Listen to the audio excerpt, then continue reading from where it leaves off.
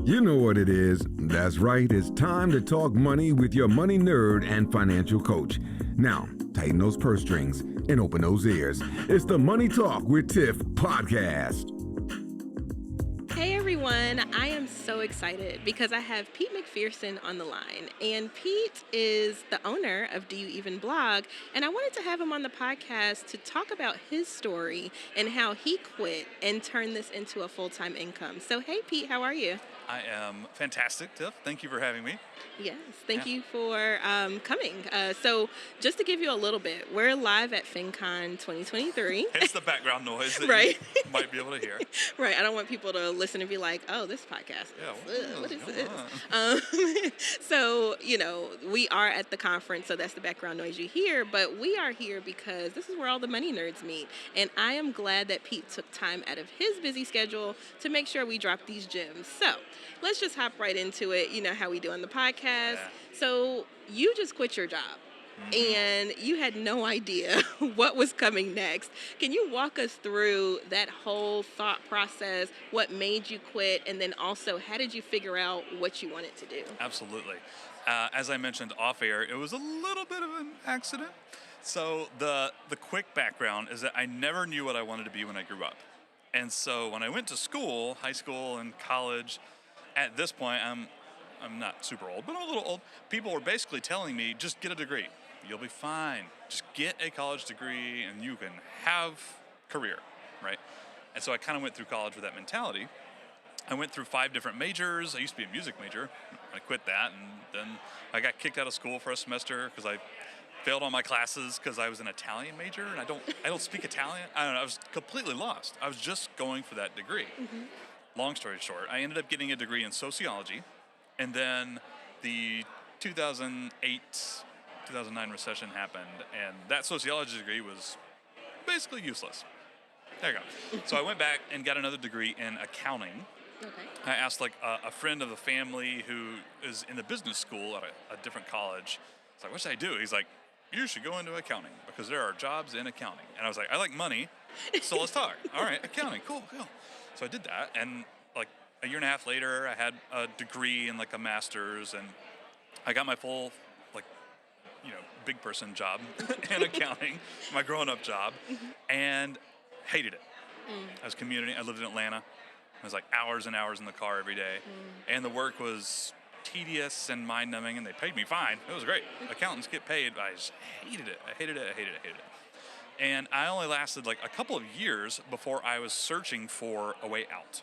And at the time, so I had started lots of blogs and podcasts before, just because I thought it was really cool. Like ever since 2008, 2009, like I just thought that those were neat.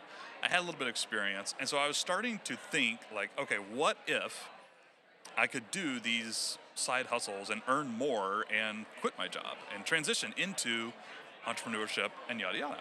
So I started doing things on the side. I didn't quit right away. Nothing worked.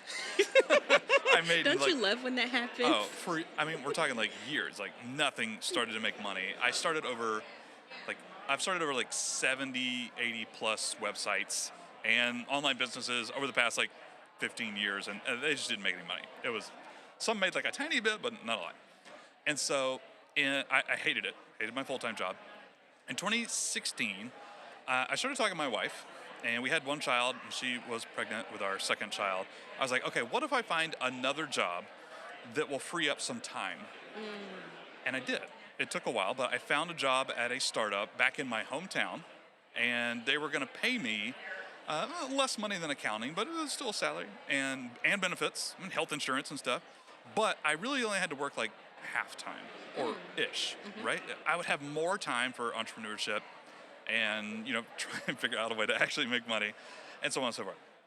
And so it took a couple months, but I worked that out. So we sold our house in Atlanta, we moved, and I took this new job at a startup, and I got one paycheck, and then I got laid off. I didn't have any money at the startup. Pro tip, if you're going to go work for a startup, make sure they have enough money to pay you for... Oh gosh, that sounds like a nightmare. There were tears that happened. But at this point, I could either go back into like corporate America, like accounting. I could search for another accounting job, but we'd have to move again for sure, probably. And I didn't want to do that. And we had a little bit of money saved up. I'm sure you've talked about this, like 1,000 podcasts before, like emergency funds. It's boring, but you need it. We had that. So I decided at the end of the day to try to make full-time entrepreneurship work. And Do You Even Blog was the name of my brand, if you want to be fancy about it. I have a lot of websites and podcasts and YouTube channels and products at this point. But that started as me doing what we're doing right now, basically just interviewing people. I had a personal finance blog years ago, and so I reached out to some people I knew who were making money, and I was like, please teach me. Like, please help me do what you are doing. And I was smart enough to record it, and that was the Do You Even Blog podcast. That's how it started, kind of on accident there. And it didn't take off. It wasn't full-time income right away, but it earned just enough to give me like a glimmer of hope, and I was all in at this point, right? Like I was earning $0. I had to make something work if I wanted to do this. And I was able to figure it out slowly, more slowly than I would have liked, but eventually that turned into some other projects and some other sites or whatever, and here I am today. Nice. Well, wow. What a story. I'm like 70 to 80 websites. You were At least. like trying hard. And I tell people, entrepreneurship is not easy, especially when you're first starting. And so if someone is sitting in this position that you were in, when you were laid off, so, it was involuntary, but also trying to figure out life, what are some tips that you can give them from your experience or things that they should be thinking about? Yeah.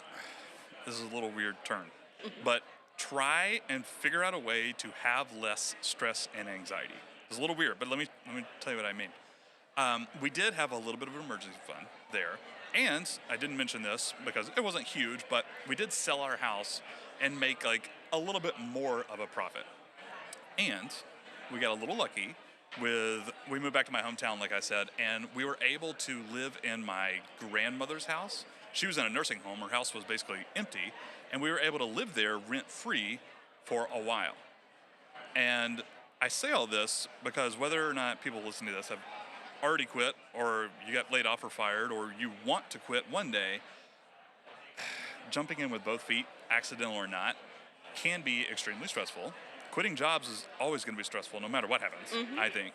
And the less stress and anxiety you can have during that period, I think the better it's going to go. Just across the board, right? And I don't encourage anybody to quit their job at this point without like a rock solid plan. But even if you don't have a rock solid plan, having extra money, whether you've been like saving, you've been pursuing FIRE or financial independence or like whatever that stuff is, having that as a backbone, like, oh, I have enough money to live off of for 6 months, or, oh, I have the opportunity to live here rent-free and cut down my expenses, or I just paid off all my debt, or whatever that is, right? Like financially and emotionally, like relationships around you, I think that's absolutely key. That's my biggest takeaway.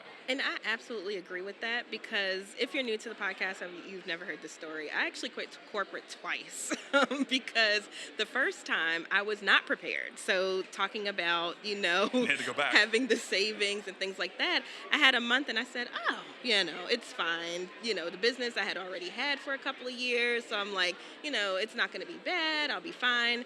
Well, that money started running out. Yeah. And I was like, wait a minute, abort.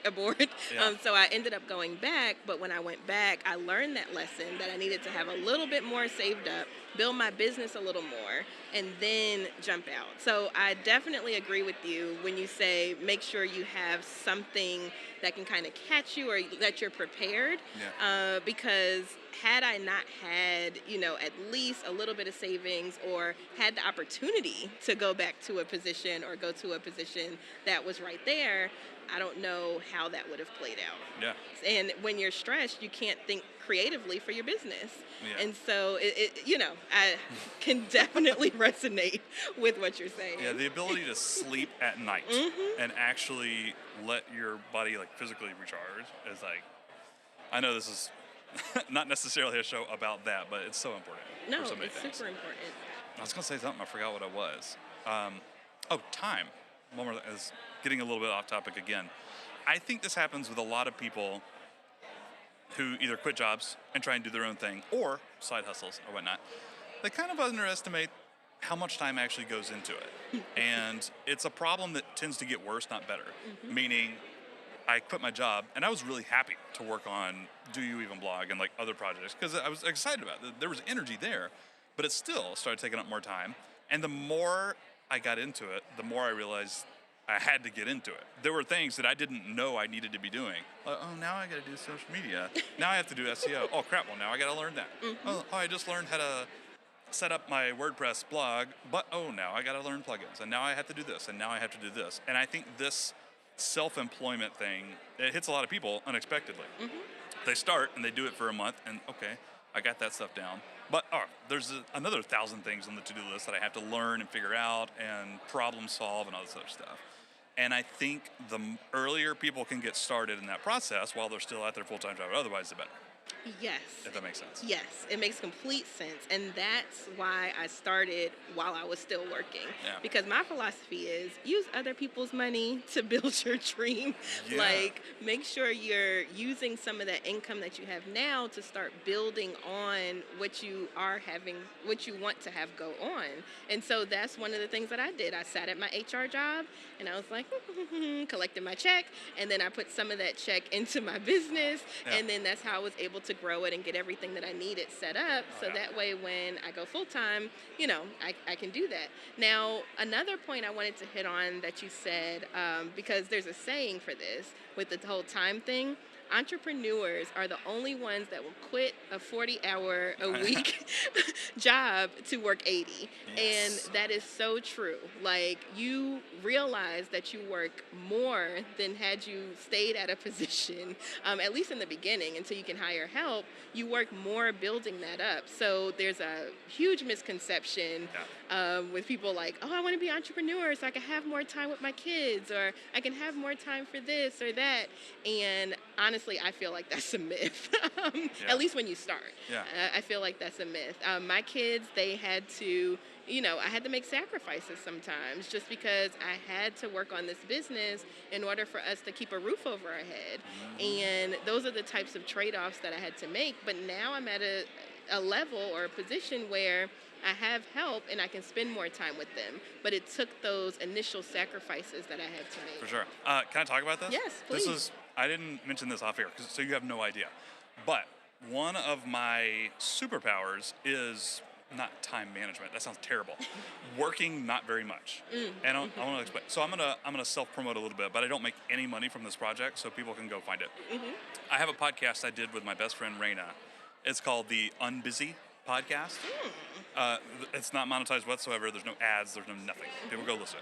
And part of what we wanted to do was to help self-employed people kind of get their time back a little bit in this arena. And I want to share something she did for me years ago. Again, I'm going to promote my friend Raina here. She's a coach, like a certified coach, and she's absolutely amazing. And at one point, I hired her for like a 6-month period to be my business coach. And the most helpful thing she made me do was identify my values. That sounds kind of bland, but she had, yeah, you do. But she had some specific exercises to like get to that point. I don't know those. You'd have to go hire a coach to do this. But my biggest value, as it pertains to my business, is freedom. I did not want to quit my job to earn more money. I made good money as an accountant. I made way less money when I quit. Absolutely. And, resonate with that too, but go ahead. It took me 5.5 years to earn as much money as I did in my business from my accounting career. Anyways, but I quit because of freedom. I didn't want to drive 3 hours a day. I didn't want to be locked into I couldn't work at home. It's stupid. The company I worked for was like, why would you ever want to work from home? I don't get it. No, you may not. Like, you have to be here. I was like, it doesn't make sense. Anyways. But this was pre-COVID, too. It was pre-COVID, for sure. But I could have. I had laptop. It doesn't make no sense. The freedom of time. And so, I don't know exactly where I was going with this, but I work like 20 hours a week now. Like, that's it. And I stop work usually at like 1 p.m. every day, and I do some exercise stuff, and I wait for my kids to get home from school and like all this sort of stuff. And the reason I think I've been able to pull this off it's definitely cost me. You mentioned sacrificing. I definitely earned less because of this. But at some point, I had to make the mental switch on what it is I truly wanted and what it was I truly valued. For the first several years of my business, I was exactly that entrepreneur. I quit the 40-hour, or actually accounting was like 60 hours. I quit the 60-hour a week job to work like 80 or 100 or even, like so on and so forth. I was that because I was pursuing revenue. And even as revenue grew, it took forever. It took years, but it did eventually grow. Even as that grew, I was still like kind of miserable about it, and I couldn't really figure out why. And it took me a long time, again, with the help of a business coach who was helping me understand that what I really value, even more than money, quite frankly, is freedom. And once I had enough revenue, which again took years, once I have that, most of my decisions now, and I'm still working at this, most of my decisions are on how do I get the most freedom with my time. And I think everybody wants that, but I don't think we all make decisions for that all the time. Yes, right? I agree. And I agree because that's one of my big things too. Like, I want to have that freedom. I want to have that autonomy, you know? Yeah. And when I was first starting, I was being that entrepreneur that was working a lot. But after a while, I had to realize, Tiffany, you can't do everything. Like, you're trying to do everything, and everything is not what you're supposed to do. And That especially, right, and especially if you are trying to be a CEO of your own business, of your own company, you don't see the CEOs doing everything for the business. They're there to make the strategy. They're there to bring on people that can actually implement. And so that's when I started to do that. And now my time has freed up, but it costs money. Like, I don't make, some of my team, they make quite a bit. And I would rather funnel that money to them than to funnel the time to whatever it is that they're doing.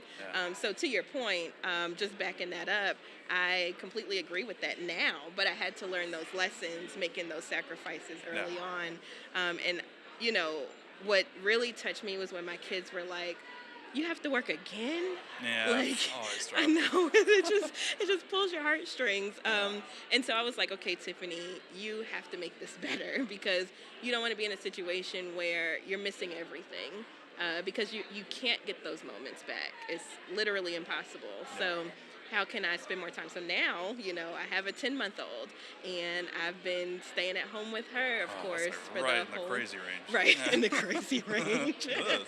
Almost walking and getting mobile. Yeah, she's but I'm able to stay with her all day. I don't have to put her in daycare, and I can spend that time, and all that stuff. So That's awesome. super important. So thank you so much for sharing that and sharing your story and these tips. Definitely figure out your values, guys, because you should let that lead I just thought of you. another one. Yeah. A tactical example. Go on. Yeah, Okay. go ahead. This is new, and I'm not suggesting everybody do this, but just as an example, here's something I discovered maybe about a year ago. I hate working on projects that don't have a defined ending, like an end date, which is like the opposite of starting a podcast, right? Or We go on forever. a blog. Yeah. I have those, and it kept bugging me for some reason. Nowadays, I've actually discovered some other types of projects that are like more defined end date, or for even a podcast. I mentioned the one I did with my friend. Before we recorded a single episode, we're like, we're gonna do this for 1 month. We're gonna try and do like a full season, like 12 episodes. We're gonna do it for a month, and then we're not gonna touch it. No promoting, no nothing. And both of us were like, that sounds good. I like that. We're gonna work for a month, and then we're gonna be done. And I've started trying to like implement that with anything new I start. I'm like afraid. I'm like, okay, wait, is this gonna end? Like, and if so, where? Like, I need to be able to see that in the distance so I can understand like my time commitment or whatever. Again, this probably comes natural to a lot of people. It doesn't me. This has only been like a recent discovery of that's actually helpful for me and my time. Like, start projects that have an end date. I like that. I know that was random, but No. it just came to my But head. it also helps with getting that sense of completion. I think sometimes that's what's missing in business. It's like if you have something like a blog or a podcast that just goes on forever, it's like, okay, I'm plugging away. Am I making any, what's going on? Yeah. But And then you feel bad when you miss a week, or you like don't have any episodes in the can ready to publish, and you feel bad, and I'm behind, and And you know what I'm talking You're about. right. But I like that you bring up that point, because a lot of times that's what's missing, is that we don't have that feeling of completion, that feeling of, oh, this is something that is done. I did it's something. good, right? I exactly. accomplished something. Yeah. So yeah, I'm over here thinking like, what can I implement, for my business where I can get that sense of completion, which can also propel you forward even further. So thank you for that. But Pete, if people were interested in learning more about you, what you have going on, some more of these tips if possible, because we can't give it all away, y'all. Where could they find you? Yeah, doyouevenblog.com. I don't actually do a ton with that specific brand anymore, but I have like a weekly newsletter. It's kind of like a roundup at this point. I don't sell a whole lot of products anymore. I have a bunch of different websites and products, and I coded an AI app that I've been having fun with, and just random stuff. But people can go to doyouevenblog.com and kind of get a glimpse of all the too many things that I'm doing at this point. So doyouevenblog.com. Awesome. And I'll make sure I have that in the show notes for you all. So definitely check out the show notes. Check Pete out. He's amazing. I actually follow him on Twitter. So that's how I, got connected. But thank you so much, Pete. And I'll have that. You all check it out. Check Pete out. And I hope you have a wonderful rest of your conference. You too, Tiff. Thank you so much for having me. This has been fun. I've been looking forward to it. So it's great to be here. Thank you. Awesome. Bye. Thank you for listening, joining, and being a part of the Money Talk with Tiff podcast this week. You can check Tiff out every Thursday for a new Money Talk podcast. But if you just can't wait until next week, you can listen to previous podcast episodes at moneytalkwitht.com or follow Tiff on all social media platforms at Money Talk with T. Until next time, spend wise by spending less than you make. A word to the money wise is always sufficient.